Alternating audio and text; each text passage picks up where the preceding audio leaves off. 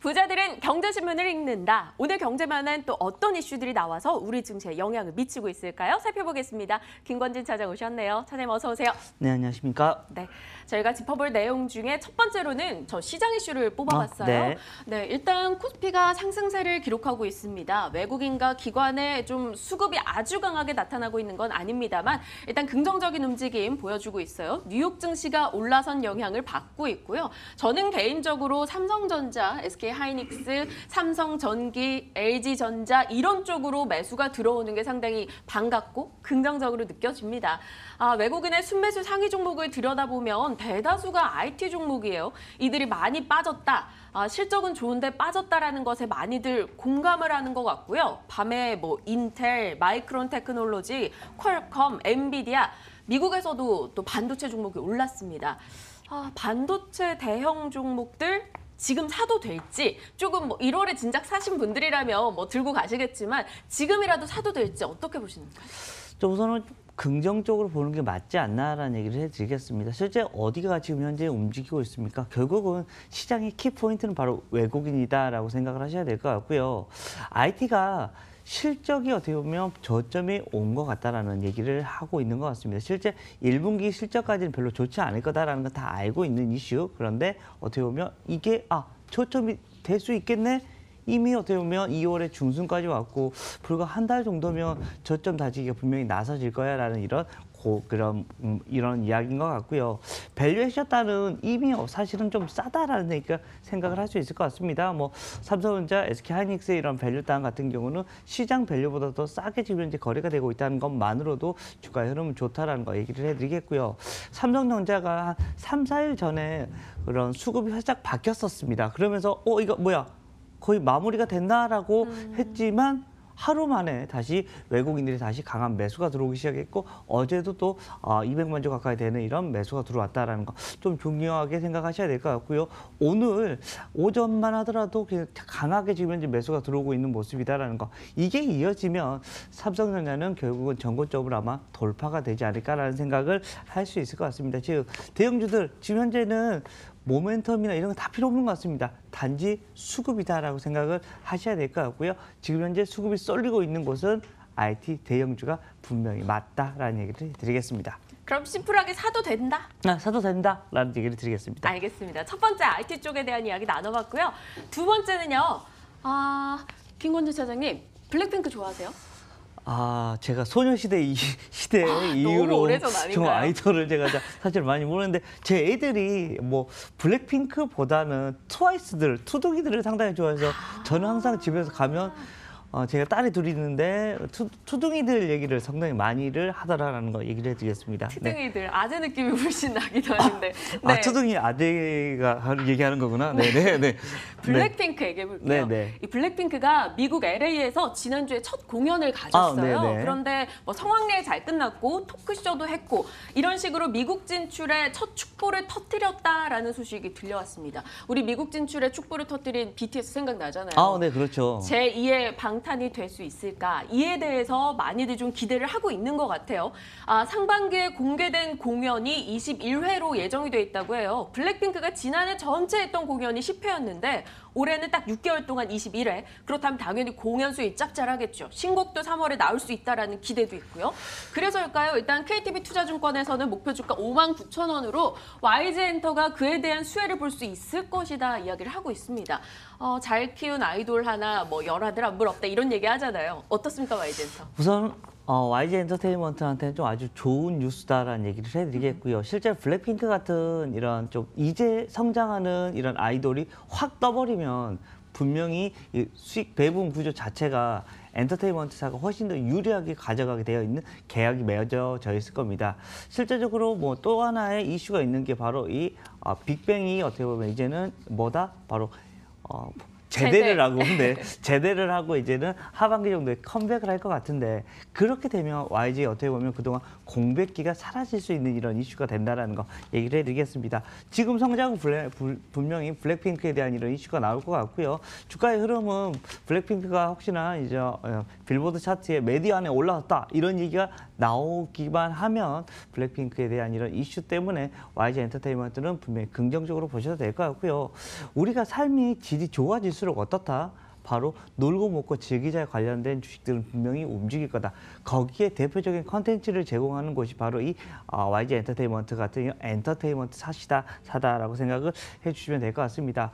주가 라인들을 그래서 좀 박스권의 형식으로 생각을 한다면 상단을 조금 더 위로 해서 전고점보다 조금 더 한 단계 더 위인 한 53,000원 정도를 생각하고 계시면 좋을 것 같고요. 하단은 그래도 꼭 있어야 되니까 한 42,000원 정도에 어떻게 보면 이런 이 하단 이슈 쪽 가지고 매매 임하시는 게 좀 더 좋지 않나라는 얘기를 드리겠습니다. 53,000원권까지 위에 열어놓고 좀 바라보자 긍정적으로 의견을 주셨어요. 사실 저희가 원더걸스 노바디 이후에 그렇죠. 이렇게 네. 걸그룹의 해외 시장에서 진출을 해서 뭐 성과를 낼 기대를 갖고 있는 건 처음이기 때문에 블랙핑크가 모쪼록 좀 잘 됐으면 좋겠어요. 어떤 곡이든 간에요. 자, 일단 YG 엔터는 긍정적인 답변 주셨고요. 다음은 한화그룹 이야기가 되겠습니다. 신문 살짝 볼까요?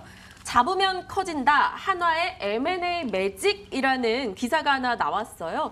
1.5조 롯데카드 통할 것인가. 사실 한화 측에서 그동안 M&A를 통해서 몸집을 키워왔다라는 거죠. 한화케미칼, 한화생명, 한화큐셀, 한화토탈, 한화테크윈.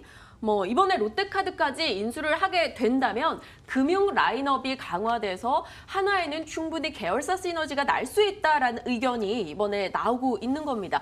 당장 지금 시장에 영향을 미칠 만한 이슈일지는 상황을 지켜봐야 되겠지만 롯데카드나 롯데캐피탈 인수 전에 하나그룹이 뛰어들었는데 여기서 성과를 거둬서 가져가게 됐어요. 시나리오를 짜본다면 괜찮을까요, 하나? 단기적으로는 악재입니다. 어찌됐든 돈이 거의 1조 5천 가까이가 들어가야 된다는 것은 여러분들이 이벤트 드리븐 효과가 좀 많이 일어날 확률이 높다는 거 얘기를 해드리겠습니다. 즉 돈을 어떻게 보면 롯데는 파니까 롯데에서 박수 바로 롯데 쇼핑 매수 완화 중립 의견 이 정도는 충분히 나온다. 그렇지만 한화 쪽에서는 어찌됐든 1조 5천 어디서 날 거예요? 라고 얘기를 먼저 할 것입니다. 이렇게 되면 이벤트 드리븐 효과로 인해서 부서는 매도 쪽이 먼저 쏠릴 것이다 라는 얘기를 해드리겠습니다. 그렇지만 좀 길게 본다면 분명히 시너지는 일어날 수 있을 것 같습니다. 한화가 가지고 있는 이런 계열사들을 보면 금융사들이 상당히 많이 있습니다. 저희가 지금 현재 방송을 하고 있는 바로 대각선 정도의 이런 하나의 큰 이런 금융사가 있다라는 얘기를 해드리겠습니다. 바로 한화 증권이 있고 한화 손보가 바로 있다라는 거 얘기를 해드릴 수 있는데요. 그리고 또 하나 뭐가 있습니까? 바로 대한생명이 있다는 거 얘기를 해드리겠습니다. 그쪽에서 돈을 엄청나게 많이 굴릴 수가 있고 여기에 대한 이런 것이 많이 이루어져요. 시너지가 나타난다는 거잖아요. 다 같이 난다는 거 얘기를 해드리겠고요. 이러한 이슈들 때문에 중장기는 분명히 시너지가 날 거다라는 거. 그리고 또 하나에서는 지금 현재 아들 측에서 지금 현재 김동성 상무가 이쪽 이 금융사를 이끌고 있습니다. 실제 여기에 대한 이슈가 좀 긍정적으로 나오면 경영 승계도 참 착착착 이루어지면서 좀 한화한테는 어떤 제2의 성장이 될 수 있는 하나의 요건은 분명히 마련이 된다는 거 얘기를 해드릴 수 있을 것 같습니다. 오늘 김건주 차장님이 후하신 거예요? 저희 IT도 사도 된다, YG 엔터도 사도 된다, 한화도 괜찮다, 다 오케이 사인 주신 겁니까? 단기는 안 좋다니까요. 단기는 공매도가 훨씬 더 갑자기 확 늘어날 겁니다. 그래서 좀 길게 보자면 시너지는 날 거다라고 생각을 하셔야 됩니다. 지금은 노. 네, 지금 아니야. 노바디 아니죠. 노다라는 얘기를 해드리겠습니다. 네. 알겠습니다. 하나 짚어봤고요. 이 종목은 아마 오케이 사인 받기는 어려울 것 같아요. 시장의 특징주라서 골라와봤는데요. 오랜만에 들어요. 내추럴 엔도텍. 관리 종목 지정 우려의 이틀째 하락입니다. 이유가 뭔가 들여다봤더니 4년 연속해서 영업 손실이 발생하면서 관리 종목에 지정될 우려가 있다라는 소식이 들려왔습니다. 어제 장에서도 하한가 기록했고요. 오늘 장에서도 급락을 나타냅니다. 물론 이 종목을 사실 분들이 저는 개인적으로 많지 않을 것 같다는 생각을 하는데 또 모르니까요. 어떤 투자 전략을 드려야 될까요? 자, 우선은 실적이 4년 연속 적자가 났다는 이 말은 사실은 이 회사 돈 못 번다는 얘기죠. 실제 예전만 하더라도 사실 내추럴 엔더텍이 풀만 배서도 와 이렇게 돈이 번다, 와 엄청나다라는 생각을 했었었는데 이게 아니야라고 얘기가 나와버리면서 주가가 그때부터 관심권으로 해서 완전히 벗어나 버렸다라는 거 얘기를 해드리겠고요. 여러분들 4년 연속 이렇게 적자가 나면 관리 종목이 지정되는 요건으로 되는 거고 1년만 더 하잖아요. 그때는 상장 폐지 요건입니다. 밑에 어떻게 보면 이 회사에 대한 이런 게 완전 본질적으로 사라져버릴 수도 있다라는 이런 강박관념을 가지고 가셔야 된다는 거 얘기를 해드리겠고요. 다른 이슈라면 그래 과대 낙폭이 된가? 이거 실제로 어떻게 이런 게 분석을 해볼 것 같습니다. 그렇지만 지금 현재는 뭐다?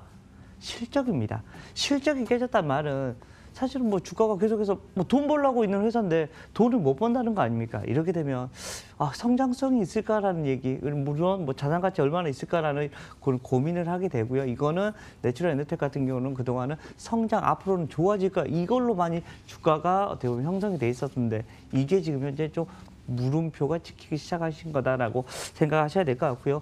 비중 축소 쪽으로 계속해서 좀 대응하시는 게 맞지 않나라는 얘기를 드리겠습니다. 당연히 신규 진입 지금 뭐 많이 급락했으니까 한 번쯤 반등이 있지 않겠어 하면서 사시려는 네네. 분들이 계실 텐데요. No. 예, 저는 그렇게 생각합니다. 완벽히 노우가 되겠습니다. 그리고 지금 보유하고 계신 분들도 빠르게 빠져나와 보자라는 쪽으로 전략 주셨으니까요. 혹시라도 혹여라도 내추럴 엔더텍 보고 계신 분들이라면 과감하게 그 창은 꺼보시길 바랍니다. 자, 오늘 경제면에 나온 여러 가지 이슈들을 점검해 봤습니다. 부자들은 뭘 읽는다? 경제신문을 읽는다였습니다.